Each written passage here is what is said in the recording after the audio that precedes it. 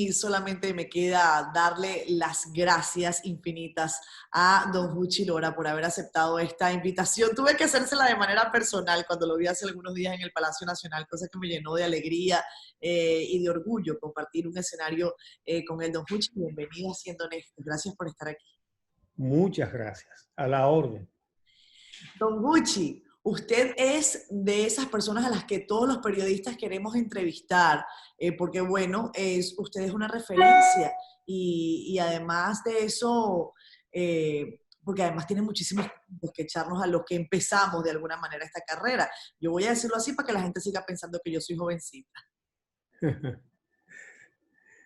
Bueno, yo fui jovencito una vez en edad cronológica, pero sigo siendo un muchacho de 73 años. Don Gucci, ¿cómo es eso que usted a los 8 años de edad ya sabía que quería ser periodista? A mí me tomó un poquito más de tiempo. Sí, sí. Definí mi vocación tempranito. A ¿Cómo, esa edad hice mi primer periódico. cómo se llamaba? ¿El Martillazo era? Sí. Mi padre sabía y disfrutaba de mi curiosidad. Yo siempre estaba inventando algo. Y se topó con un carretillero que le habían pagado para que botara cachivaches viejos de alguna casa por ahí. Y vio una máquina de escribir Remington que la debe haber traído Nicolás de Obando aquí. Y se la compró, creo que fue por 2 pesos. Y me la llevó a casa y me la puso ahí, mira, para que juegues. Era una cosa que yo no la podía levantar. Las máquinas de escribir eran de hierro en esa época. Y aprendí solo a escribir y se me ocurrió inventarme un periódico, que yo lo hacía ahí con papel carbón, con varias copias, y era un periódico sobre los acontecimientos del barrio donde yo vivía. Don Fuchi, usted tiene una vida dedicada a esto de comunicar, que es definitivamente un arte, y yo además de un arte, me gusta llamarlo una grandísima responsabilidad. Sobre todo, yo pienso que la democracia está en construcción en todas partes, no hay democracia perfecta, pero usted ha contribuido con su labor al fortalecimiento de la democracia. ¿Usted cree que nosotros tenemos democracia en República Dominicana? Estamos lejos. Estamos lejos. Hay que decir que nos hemos alejado de la dictadura de Trujillo en unas cuantas cosas, pero no nos hemos alejado lo suficiente. Todavía aquí se practica el culto a la personalidad, muchas veces motivado por el mismo objeto de las adulaciones. Aquí los políticos se ponen títulos, siempre tienen un coro al que mantienen muy bien pagado con los dineros del Estado. Y esos son reminiscencias de la dictadura. Óyeme, el continuismo es un cáncer del que no hemos salido todavía. Yo recuerdo que el profesor Juan Bosch me dijo una vez que cuando él ganó la presidencia en 1962 para gobernar a partir del 27 de febrero de 1963, pretendía gobernar 4 años y retirarse. Él quería sembrar naranjas en un campo de La Vega después de que terminara su periodo presidencial. Y tan sincero era ese deseo que promovió una constitución que solo contemplaba un periodo presidencial de 4 años. Él mismo lo promovió. Lo que gobernó fueron 7 meses porque lo derrocaron por democrático. Y de ahí en adelante, bueno, eso fue un retraso histórico enorme para el desarrollo social de la República Dominicana y económico también. Acabamos de atravesar por un proceso electoral que ha llevado un aire nuevo al Palacio y a distintas instituciones del país. Quizás es temprano para hacer algún tipo de evaluación. Decía yo hace algunos días que parece que tuviesen más, pero lo que tienen son en menos de un mes. Pero de cualquier manera, ¿cómo cree usted, cómo evalúa usted que se haya dado ese cambio? ¿Qué fue lo que ocurrió? ¿Ganó Luis Abinader o perdió Danilo Medina? Me parece que más que nada perdió Danilo Medina. Y más que perder Danilo Medina, me parece, y esto es muy esperanzador para la sociedad dominicana, que perdió el clientelismo y perdió el continuismo. A mí me parece que estas elecciones hacen renacer las esperanzas, porque aquí ningún político va a salvar a la sociedad de nada. Aquí la gente se tiene que salvar a sí misma o se hunde. Y afortunadamente, la población dominicana, la sociedad dominicana, poco a poco ha ido tomando conciencia. Aquí se hizo una demostración cívica con la lucha por la ley de educación, por el cumplimiento de la ley de educación, por el 4% para la educación, Sí. 4% del Producto Interno Bruto. La ley fue promovida por Leonel Fernández, aprobada y nunca cumplida. Y duraron 20 y pico de años sin cumplirla, encabezado por él mismo, que no la quiso cumplir después que la promovió. Y la gente se tiró a la calle. Pero el gran ejemplo es que lo hizo de una manera cívica, pacífica. Y eso demostró, y le ha demostrado a mucha gente en este país, que para que una lucha social tenga razón, la única arma que necesita es la razón. Tener la razón y además saberla explicar. De manera que en lugar de dedicarse a tirar piedras o a disparar armas o a pegar candela o a romper cristales, lo que hay que hacer es fajarse a estudiar los problemas sociales para entenderlos, explicarlos más adelante y entonces reclamarlos pacíficamente. A los malos gobiernos les encantan los que protestan de una manera vandálica. Les fascinan porque los legitiman en el poder de una manera indirecta. Les tienen terror a las protestas pacíficas que van difundiendo sus razones. Por eso usted ve que se ponen tan nerviosos con lucha como el 4%, como la Marcha Verde, pero nerviosos. Llegan al grado de la ridiculez. En el gobierno de Leonel Fernández, aquí se prohibió entrar a los edificios públicos con ropa amarilla. Sí, con colores. Bueno, con la Marcha Verde pasó algo similar, don Uchi. Y en el de Danilo Medina no se podía entrar a las oficinas públicas con nada verde. Por lo menos Es decir, a ese grado de ridiculez y desesperación llega. Le ponían droga a la gente que protestaba dentro de los carros. Es decir, que la gente ha percibido que lo que les duele, el que le quiere dar por donde les duele, lo que tiene que hacer es protestar cívicamente y exponer razones y ponerlos en evidencia. Y eso fue, esa lucha del 4%. Es histórica porque marcó un antes y un después. Luego, siguiendo ese mismo ejemplo, vino la lucha en contra de que se depredara a los haitíes y fue una lucha victoriosa también. Luego la de preservar a Loma Miranda, también exitosa. Y luego la Marcha Verde, que yo creo que marca el principio del fin de los 20 años consecutivos del PLD, porque, digo, 16 consecutivos, 20 en total, porque desnudó la corrupción. La corrupción acabó de indignar a la gente y la Marcha Verde catalizó ese sentimiento y lo llevó también a las protestas pacíficas. Y a mí me parece que el resultado de las elecciones es el resultado de la Marcha Verde y de todas esas luchas que comenzaron con el 4% por la educación.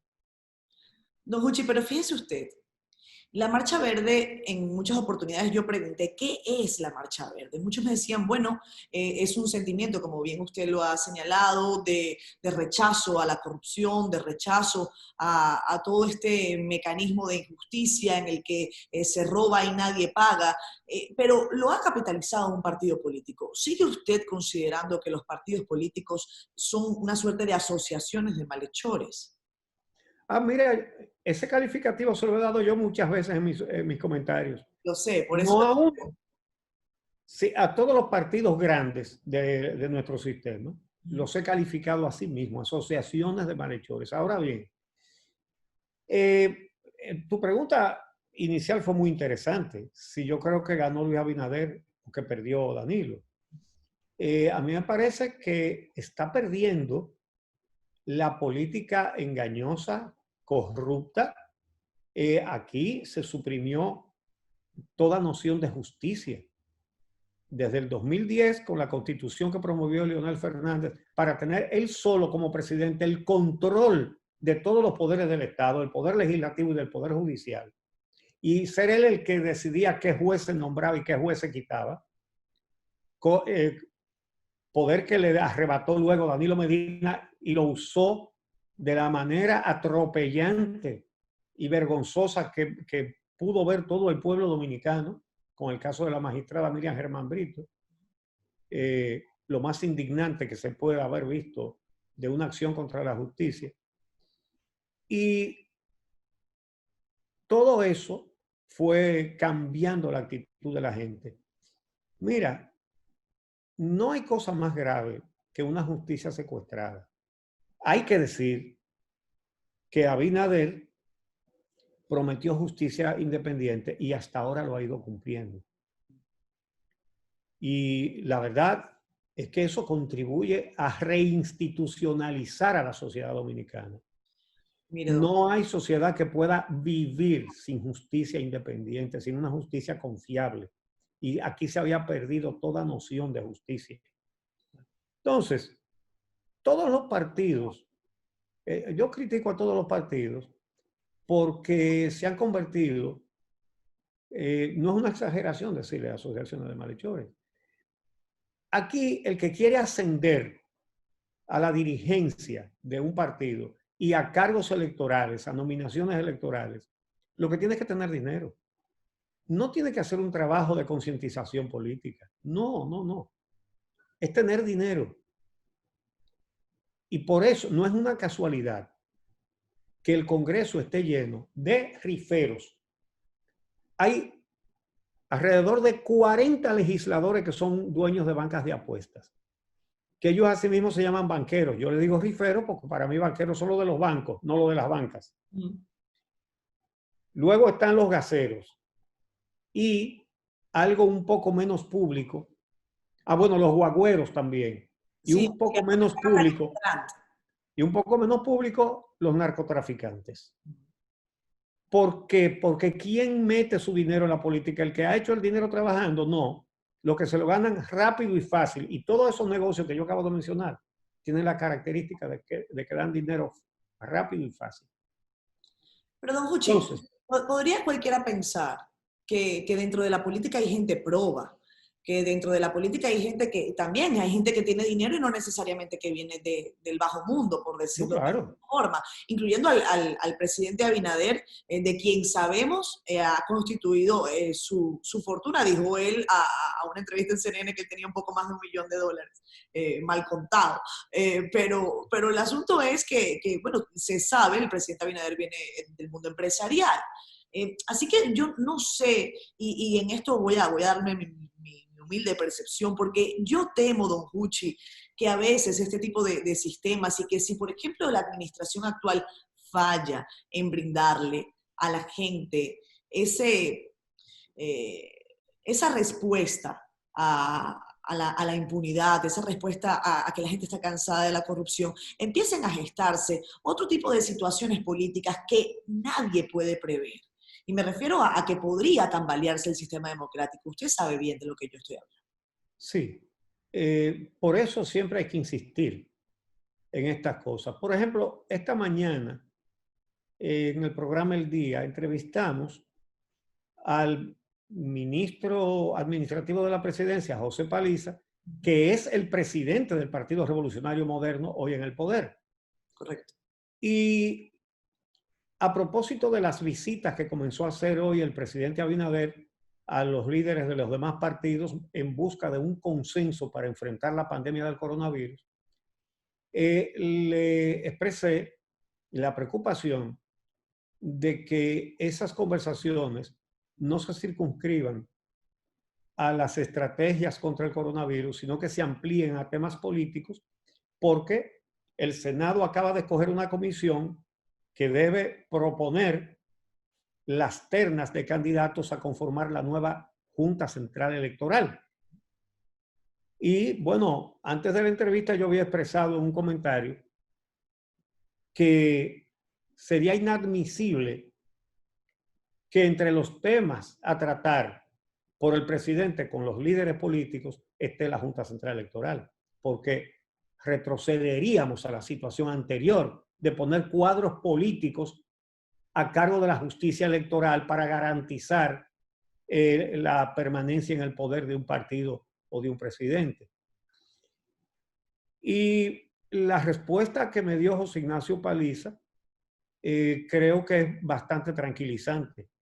Él dijo que en lo absoluto se va a tratar otra cosa que no sea la pandemia y que además señaló que el PRM, que tiene la mayoría en el Senado, va a proponer candidatos independientes a conformar la Junta Central Electoral y que lo mismo va a hacer con la Cámara de Cuentas también, que serán personas independientes, creíbles, con reputación por sus vidas honestas.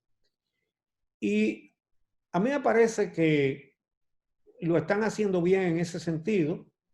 Me luce que también son inteligentes, porque si las diferencias que han expresado los llevó al poder, mal harían en mostrarse ahora iguales que aquellos a los que sustituyeron.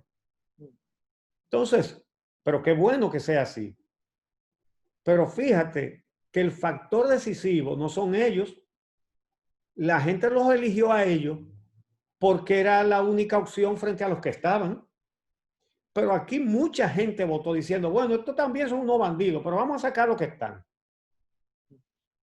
Qué bueno que han comenzado bien, aún con algunos casos, ¿verdad?, que hasta ahora se pueden calificar de excepciones, ¿verdad?, pero que son preocupantes. Por ejemplo, el hecho de que un dirigente político, como lo es el ex alcalde David Collado, vaya al cuerpo de bomberos, el cuerpo de bomberos inaugure el centro de operaciones David Collado con la presencia de David Collado. Y además que David Collado lo aceptara. No, es que además, usted lo ha dicho al principio, hay una suerte de corriente a la que le encanta esta alabanza, ¿no? El culto a la personalidad. Claro, las redes sociales fueron una luz de críticas. Eso fue en horas de la mañana y en la noche él puso un tuit diciendo que lo habían sorprendido con ese bautizo y que entonces él sugería que le pusieran el nombre de ese centro a algún bombero heroico, ¿verdad? Bueno, que al menos se arrepintió, aunque no en el momento en que debió haber rechazado eso. Sí. Pero óyeme, a Trujillo lo ajusticiaron hace 59 años y todavía no acaba de caer, porque esas prácticas son prácticas trujillistas, así es. Óyeme, eso es revivirlo. Cada vez que se hace un acto de culto a la personalidad es revivir a Trujillo.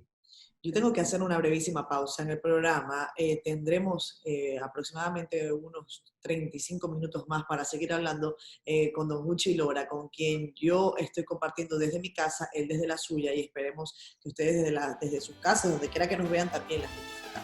No se vaya, ya regresamos con más este programa.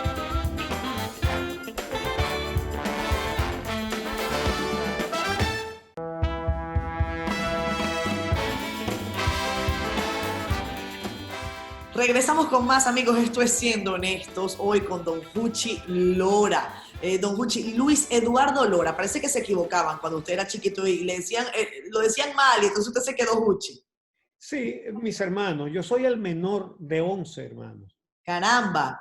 Entonces, yo soy lo que llamamos aquí una chepa, porque los que me seguían me llevaban 6 y 7 años. Ah, Entonces, pero cuando yo estaba pequeño, mi mamá siempre me llamó por mis dos nombres, Luis Eduardo.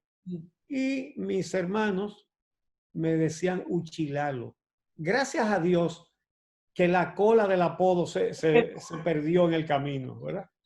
Pero se quedaron diciéndome Uchi, ¿nadie le dice Luis Eduardo ahora? ¿Nadie? mi esposa. Tu esposa. Sí. Salúdeme, Después, por favor.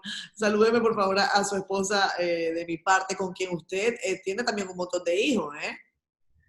bueno, 4, Sí, pero en total son 4, 7. 7, No es poca sí, cosa, Don Uchi. sí, pero tenemos ya 40 años. Increíble. ¿Cuál Sí, es el sí. secreto, Don Uchi, de un matrimonio de 40 años? Bueno, nos caemos muy bien, ¿verdad? Eso seguro. Sí, compartimos muchas cosas. Ella es una persona muy solidaria, que le duelen mucho las injusticias y eso lo compartimos. Y bueno, yo por la forma de mi ejercicio periodístico, he perdido el trabajo varias veces y a veces en situaciones duras, difíciles. Y mi esposa es una persona que no se le ocurre ni de chepa decir, y ahora, entonces, ¿cómo nos vamos a hacer? Porque si tú no tienes trabajo. No, señor. Es la primera que me dice, bien hecho, y adelante, Bueno, que nosotros siempre saldremos adelante porque somos personas de trabajo. Así que, bien, la dignidad no se negocia. En fin, ese es el tipo de cosas con las que ella me apoya.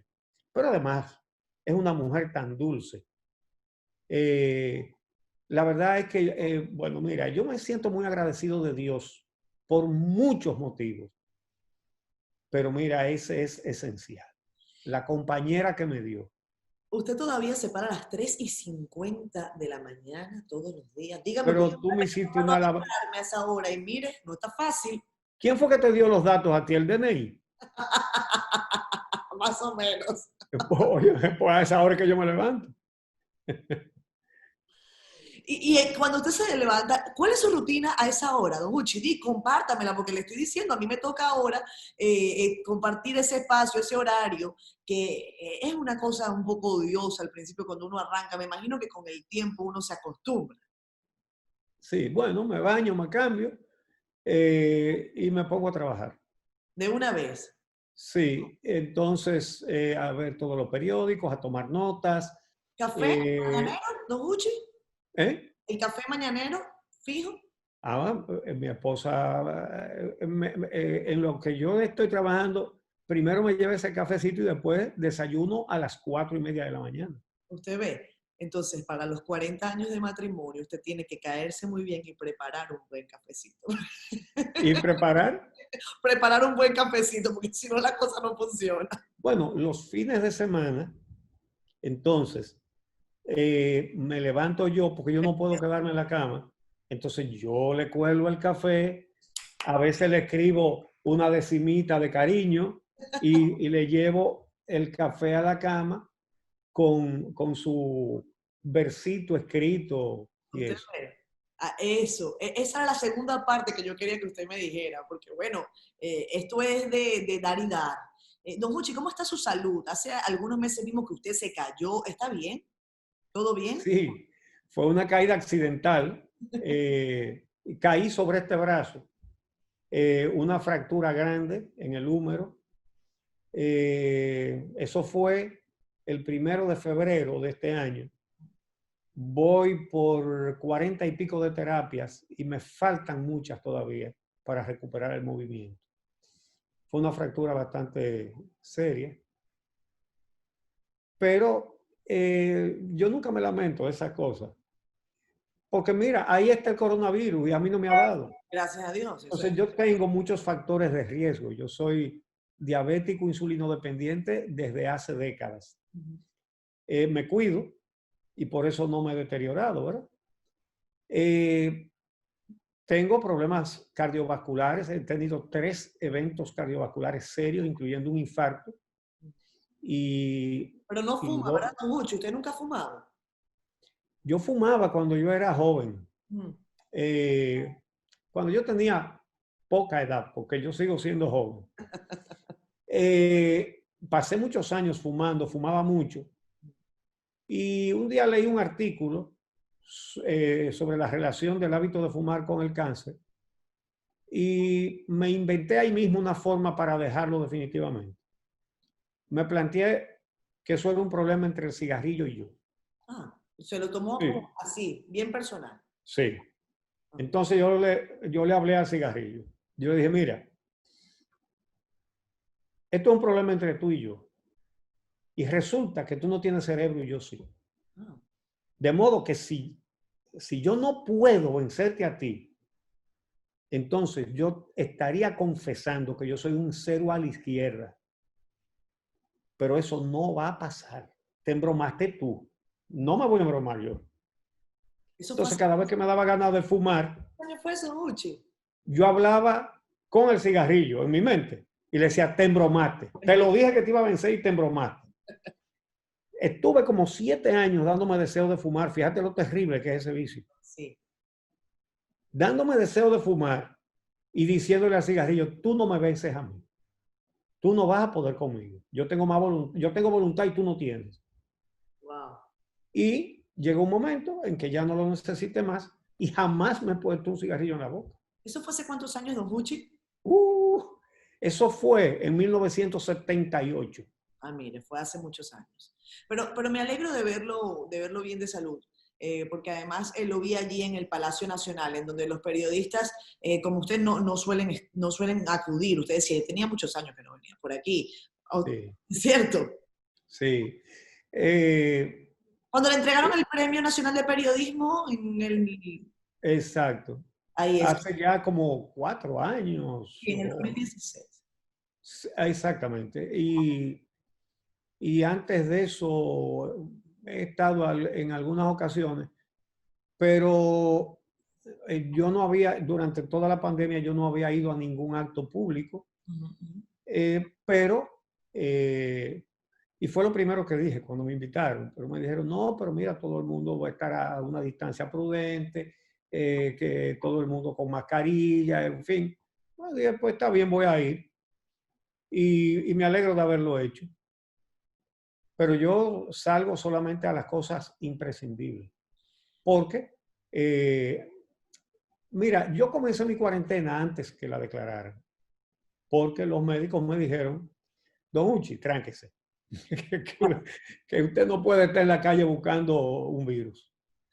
Mire, don Huchi, yo ese día que estábamos allí en el Palacio Nacional, me preguntaba si las paredes de esa edificación hablaran.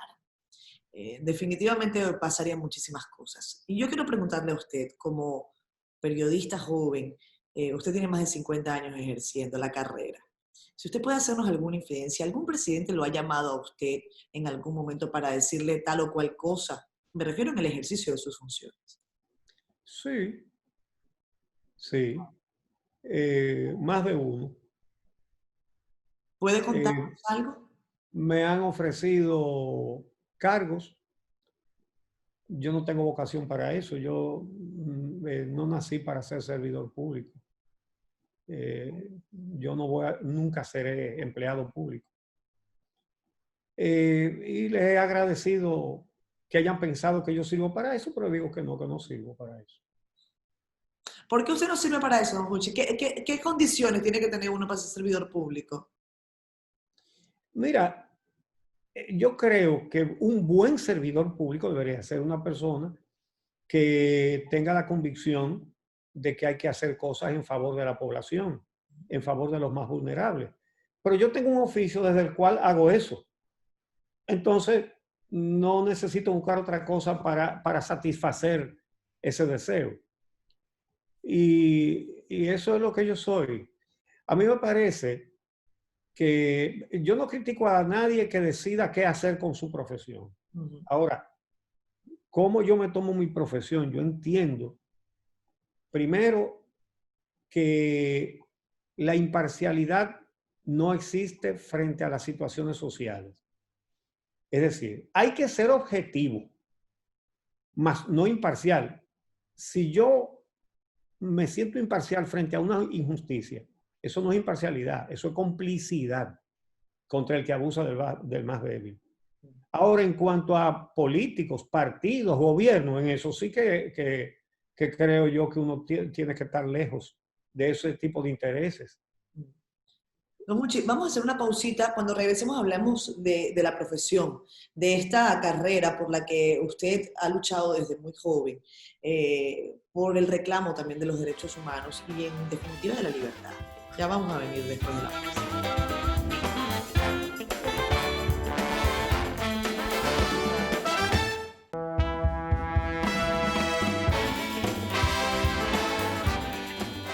Amigos, don Huchi Lora está con nosotros en Siendo Honestos. Le preguntaba yo antes de irnos a comerciales sobre cómo él ve a esta profesión maravillosa que García Márquez bautizó con el oficio más hermoso del mundo.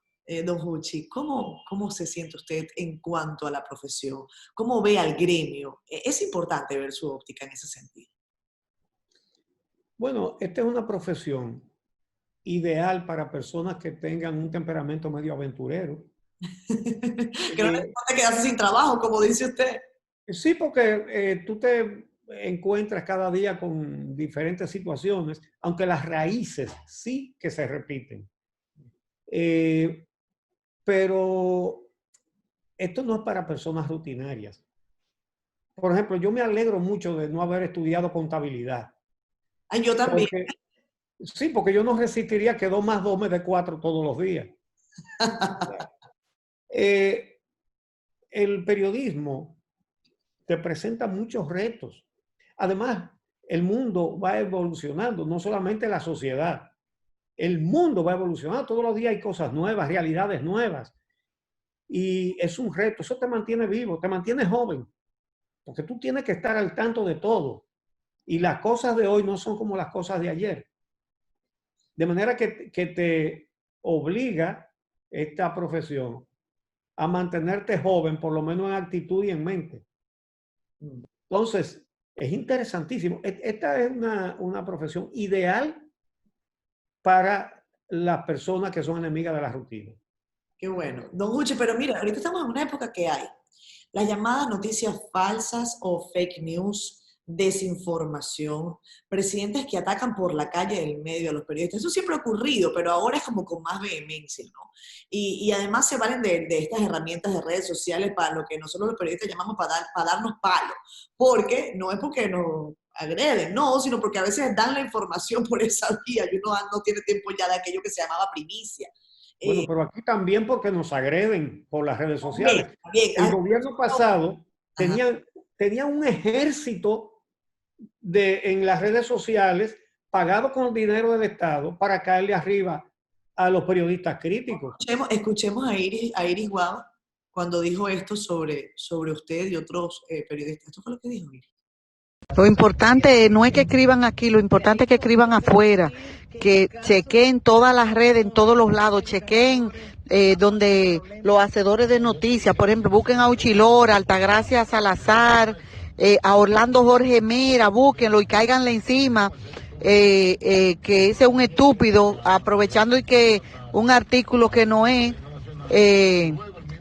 busquen esa gente, contacten a esa gente en las redes, ustedes lo buscan y respóndanle y el tema es, ustedes pueden poner a gente que diga, o sea, que los pobres se van a joder en las elecciones, porque hay elecciones ya, los pobres no pueden ir a pedir nada al plan social, esos temas sí, y también resaltar que la oposición no les interesan los planes sociales, que ellos quieren cerrar los planes sociales, que no solamente en esta ocasión, sino siempre ellos son reincidentes en ir en contra de los planes sociales, porque ellos entienden que eso es clientelismo.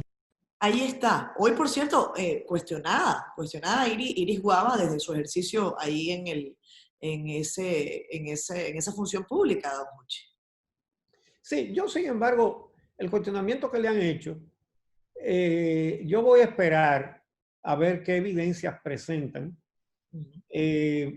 porque los funcionarios del gobierno anterior han respondido con un argumento que yo creo que vale la pena averiguar si es correcto o no, que han señalado que hay personas recibiendo ayudas sin figurar en el Sistema Único de Beneficiarios, el SIUBEN, Sí. porque ellos dicen que por la pandemia se decidió entonces incluir a personas que no estaban en esa lista.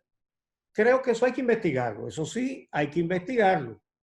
Y bueno, a lo mejor se comprueba que es así, entonces no hay nada que cuestionar. Pero, don Juchi, Ahora, Iris Guava mandó a la gente que le cayera encima a los periodistas, a los hacedores de opinión, cáiganles arriba, vayan a su cuenta. a mí, Sí, sí, sí, pero ¿qué apellido? sí, sí. Ahora, es hasta divertido. Yo no creo que de esa manera se desacredita a un periodista. Yo creo que lo acreditan más. Porque no le van a caer arriba a una bocina porque la bocina la pagan ellos. Entonces, si le caen arriba a alguien es porque no abocinan. Pero además, eso de cáiganle encima a fulano de tal, eso le hace más daño al que lo hace. Encima de eso, esa señora, cuando admitió que era verdad, porque no fue ella que lo confesó motu propio, se hizo la denuncia, entonces ella tuvo que admitir que era verdad. Entonces ella dijo que ella me respeta mucho a mí, pero que fue verdad que ella dijo cáiganle encima a fulano de tal. Vayan y tírenle sus redes. Entonces, en esa ocasión, lo que yo expresé como respuesta fue, bueno, las personas cercanas a esa señora, ¿verdad? Sus amistades, su familia, debe saber a qué atenerse, porque a una persona que ella dice que respeta mucho, miren lo que le hace. Entonces ya ustedes saben, los que están cerca de ella. En el caso, y bueno, casi siempre hacer comparaciones es odioso porque no son realidades distintas, no hay situaciones históricas similares, pero hay preocupaciones que son legítimas. No sé si usted conoce, por ejemplo, a Marcel Granier, un periodista destacadísimo de Venezuela de los años 80. En el año aproximadamente, en el año 90, en Venezuela se constituyó toda una suerte de crítica permanente a la política porque lo estaban haciendo realmente muy mal. Estaban metiendo la mano en donde no se tenía que meter. Allí se produjo una suerte de desgaste, que los políticos fueron los protagonistas, eso está claro. Pero se armó una idea de antipolítica. Todos los políticos son malos, nadie sirve. Sale este ciudadano emergente, que es Hugo Chávez. La historia está escrita. Y ese, le digo, y por eso digo, soy más clara en la pregunta, es mi temor personal. Y como este programa se llama Siendo Honesto, yo soy honesta con usted, ese es el temor mío. Mira, muchas veces he hablado mis comentarios acerca de que Venezuela debe ser un espejo para los dominicanos. Dos partidos alternándose en el poder, robándoselo todo, con una corrupción vergonzante. ¿Y qué pasó? No había alternativa porque eran dos partidos grandes y cuando no estaba uno, estaba el otro haciendo lo mismo. Y cuando alguien encendió un petardo y lo tiró, la gente lo aceptó. Entonces, fíjense cómo un status quo que parecía muy estable y parecía ideal, yo robo hoy y te dejo robar mañana. Y así nos seguimos turnando. Y vino alguien y desbarató todo eso. Desgraciadamente, lo que surgió de ahí fue una dictadura. Yo no creo en dictaduras de ninguna orientación, de ninguna orientación. A mí me parece que el que dice que hace una revolución, si termina gobernando por la fuerza, no hizo ninguna revolución. Entonces, para mí es injustificable. Entiendo por qué surgió. Claro. Porque aprovechó un momento en que la gente estaba asqueada de las dos opciones que tenía. Y se convirtieron, y alguien se convirtió en una tercera opción. Oh, y hay que decirlo, don Gucci. Hay quien dice, no, porque es que Chávez engañó a la gente. No, yo recuerdo, yo era pequeñísima, pero recuerdo que Chávez decía, hay que freír las cabezas de los adecos y los copellanos en aceite. Eso lo dijo el expresidente Hugo Chávez, que en paz descanse. Entonces, Sí. Era un discurso con vehemencia, era un discurso que incentivaba odio entre clases sociales, situaciones que, bueno, que habrá que analizar más adelante.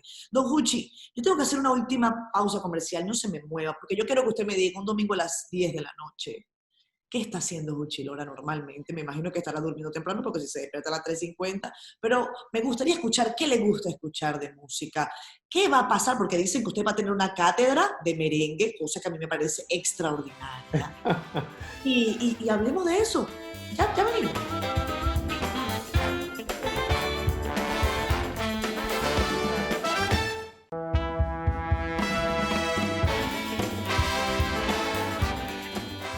Don Gucci Lora está en la casa, en su casa, yo en la mía, siendo honestos, está muy, muy, muy contento de recibirlo, don Gucci. Le decía antes de que nos fuéramos a comerciales, a esta hora, don Gucci, son casi las 11 de la noche, aunque nosotros grabamos este programa y lo transmitimos el domingo ya a esta hora. ¿Qué está haciendo usted? El domingo en la noche, para responderte, yo estoy revisando todos los temas porque voy a hablar el lunes en la mañanita. Sí. Sobre la música, me gusta el merengue, me gusta, lo vivo, lo disfruto, lo bailo y lo escribo y lo compongo también. Pero me gusta toda la música antillana. A mí me gusta el folclore puertorriqueño, el folclore cubano. Me encanta el son y todas sus variantes. De manera que creo que eso está en consonancia con este solazo que disfrutamos aquí, ¿verdad? Que creo que influye en nuestro temperamento. Me gusta también el jazz, me gusta mucho. Me gusta la buena música. Don Gucci, ¿qué le preocupa a usted personalmente cuando usted se acuesta en la cama y cierra los ojos? ¿Qué le preocupa? No necesariamente de la política, en general. A mí me preocupa que todavía en el mundo se imponga la sinrazón. Me preocupa que en el mundo escasee la sensibilidad humana. Yo creo en Dios, no soy religioso, yo respeto a quienes lo son, pero yo hasta doy mi conversadita con Dios. ¿Recientemente ha hablado con Dios? Sí, sí, señor. Sí, señor. Mi esposa a veces se ríe porque a veces lo hago en voz alta. Y yo le digo, óyeme, ¿tú no crees que ya hay que resolver tal cosa? Ayúdanos. Échate una manito. Sí, de situaciones que son una vergüenza para la humanidad por las injusticias. ¿Cómo es posible que haya racismo? ¿Cómo es posible que haya descalificación de otros seres humanos en razón de su religión o de su raza? En fin, a mí me parece... Recientemente le han caído como la conga. Usted le dijeron que usted es pro haitiano, apatria, por redes sociales recientemente. ¿Tú sabes cuánto me preocupa eso a mí? Cero. Yo digo lo que yo creo, mis convicciones.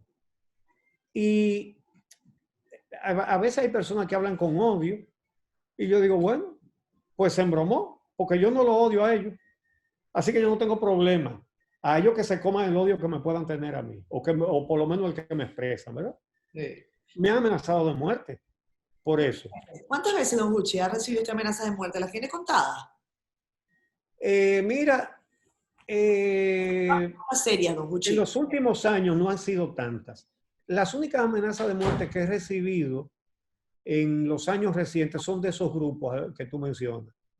En los gobiernos de Balaguer sí que era una cosa frecuente, no solamente las amenazas.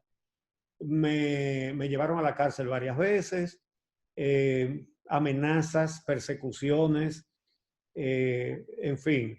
En ese tiempo, ejercer el tipo de periodismo que nosotros hacemos era muy peligroso. Vi a algunos de mis compañeros morir, que es lo más fuerte, eso es lo más duro. Vi a Orlando Martínez muerto, vi a Goyito García Castro muerto, vi a Juan Bolívar Díaz desterrado después de que le volaron el carrito que con mucho sacrificio compró. Me vi preso, vi a otros colegas presos, a algunos agredidos físicamente. En fin, eso era muy difícil y lo hacíamos. De manera que yo pienso que el que vive con temor se está muriendo antes de tiempo. Mire, don Huchi, yo no puedo despedir esta entrevista sin comentarle dos cosas de las que quiero hablar brevemente, porque sería un pecado de mi parte si yo no se lo consulto personalmente. Cuando usted estuvo en ese asalto en el Banco del Progreso en el año 83, ¿cierto? ¿Fue en el 83?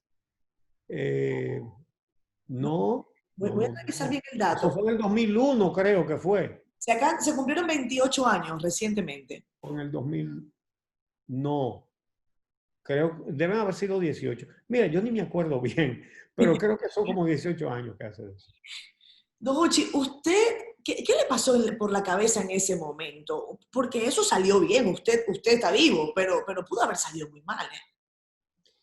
Mira, sí, eso fue una gran imprudencia. Lo que pasa es que el asaltante secuestrador tenía a esas mujeres de rehenes en el banco, amenazando con matarlas. Y Ramón Núñez y yo se veían aterrorizadas. Claro. Y yo me di cuenta de un detalle. Una de ellas que gritaba desde adentro pidiendo ayuda, el rostro se le torció físicamente así hacia un lado. Yeah. Y yo la vi, eso me impresionó. Y yo le pregunté a Ramón, digo, ¿tú notas algo en la cara de esa joven? Y entonces me dijo, pero la cara se le ve torcida. Y yo confirmé entonces lo que yo estaba viendo. Y era del terror. Yo no sabía que eso le podía pasar a un ser humano. Entonces, tratamos de acercarnos y los policías, como tenían que hacer, no nos lo permitieron. Pero la situación se prolongó y cada vez se hacía más dramática. Y en una yo me acerqué y cuando vinieron a ver yo estaba cerca, porque además yo me sobreestimé y subestimé al individuo pensando que era un delincuente común. Y yo confié en que yo podía persuadirlo de que se entregara. No sabía yo que era un médico que ya se estaba jugando la vida porque no iba a permitir su identificación. Por eso era que él repetía, esto es fuga o muerte. Fuga o muerte. Entonces, nada, pasó lo que todo el mundo vio.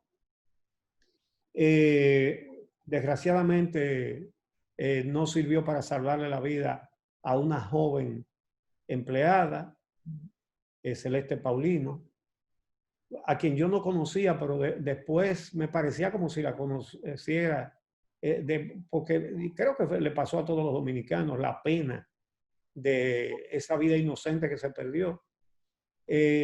La gerente del banco, que después nos hicimos muy amigos, era una señora respetable, fuerte, pero esa señora sufrió mucho. En fin, la familia del mismo individuo también, que sufrió mucho. Y bueno, mi esposa, cuando yo llegué a la casa, ¿Qué le dijo?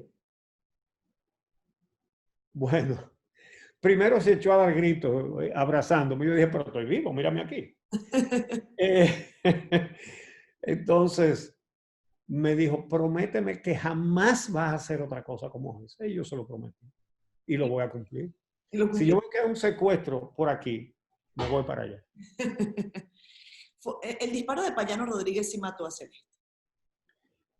A Celeste Paulino fue el que la mató. Fue el que la Todo el mató. mundo tuvo la impresión de que fue la policía, pero después yo me puse a analizar los videos. Yo también lo creí, porque yo no vi el momento en que él le disparó a ella. Sí. Pero analizando los videos se ve claramente. Cuando a él le dispararon, que él se fue hacia atrás, él la tenía atada a ella del cuello y esa cuerda iba al antebrazo izquierdo de él. Y a doña Hilda, la gerente, la tenía atada por la cintura y esa cuerda también iba a su antebrazo izquierdo. Y él se fue hacia atrás y las aló.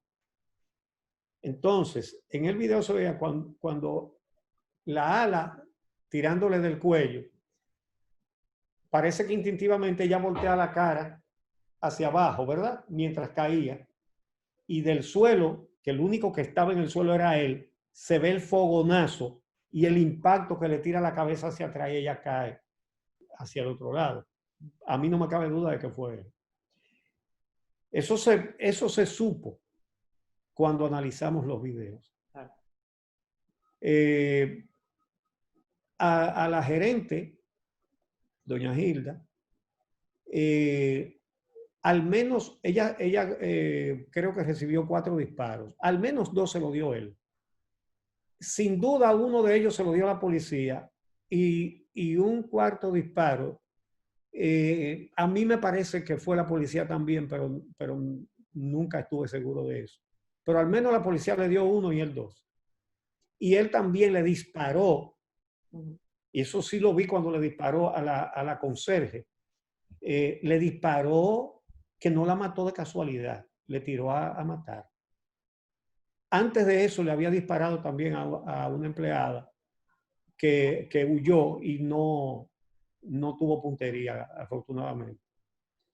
Mire, don Julio, en medio de todos estos sucesos se construyen relatos. Relatos, como bien usted señalaba, hasta producto de la imaginación, bueno, de que la gente empieza a sacar cuentas, a hacer imágenes. Y yo con esto voy a despedir para preguntarle, porque en medio de ese análisis, correcto o no, a veces la gente se equivoca. A veces la gente dice, fue fulano y resulta que no, o las cosas fueron de una manera y resulta que no. En estos más de 50 años que usted tiene de carrera, ¿en algún momento usted ha dicho, me equivoqué con tal o cual persona, hice un análisis indebido y ha tenido quizás que pedir excusas?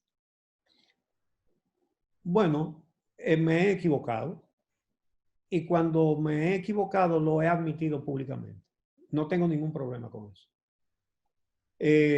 Todo el que habla corre el riesgo de equivocarse y yo hablo todos los días.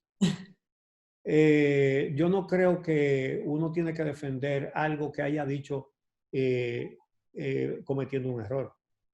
Todo lo contrario, yo creo que lo correcto es decir, no, me equivoqué. No fue así, fue asado. No, esas cosas no me duelen. Es decir, no me duele, no me da trabajo admitirlo. Sí me duele si he dicho algo que pueda haber afectado a alguien injustamente. Eso no está fuera de las posibilidades. Claro. Don Gucci, tenemos que despedir el programa, se nos fue la hora y ha sido una hora extraordinaria. Yo me quedo corta porque son muchísimos temas más de los que quisiera conversar con usted, pero no quiero hacerlo sin que antes me diga con qué canción le gustaría despedir el programa. Se lo hago, le pregunto a todos los invitados para ponerle musiquita sabrosa a esta noche. Con un merengue. Merenguito.